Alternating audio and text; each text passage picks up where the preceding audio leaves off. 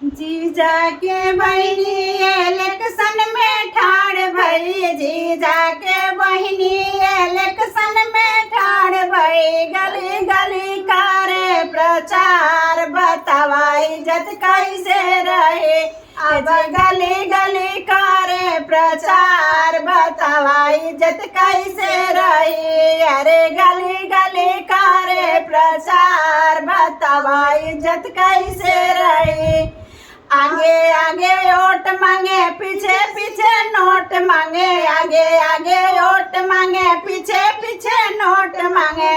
उता मांगेली भैया हमार, बतावा इज्जत कैसे रही। उता मांगेली भैया हमार, बतावा इज्जत कैसे रही।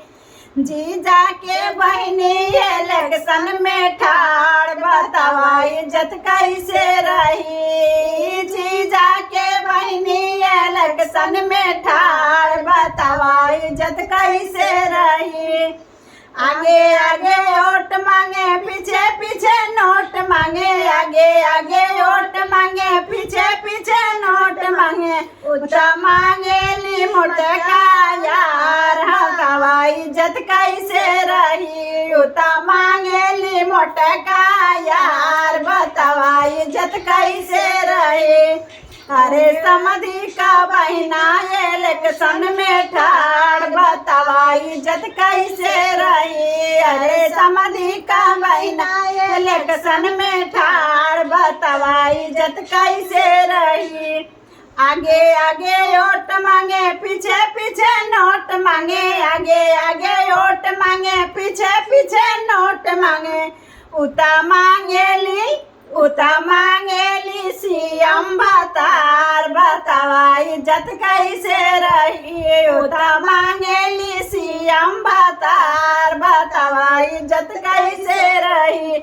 अरे भसरू का बहिना इलेक्शन में ठाड़, बतावा इज्जत कैसे रही। अरे भसरू के बहिना इलेक्शन में ठाड़, बतावा इज्जत कैसे रही। आगे आगे वोट मांगे, पिछवा से नोट मांगे। आगे आगे वोट मांगे, पिछवा से नोट मांगे। उता मांगेली पीएम भतार, बतावा इज्जत कैसे रही। उता मांगेली पीएम भतार, बतावा इज्जत कैसे रही। ये गीत आप लोग कैसा लगे कमेंट में जरूर बताइएगा। फिर मिलते हैं ऐसे ही नेक्स्ट दिन, तब तक के लिए बाय बाय।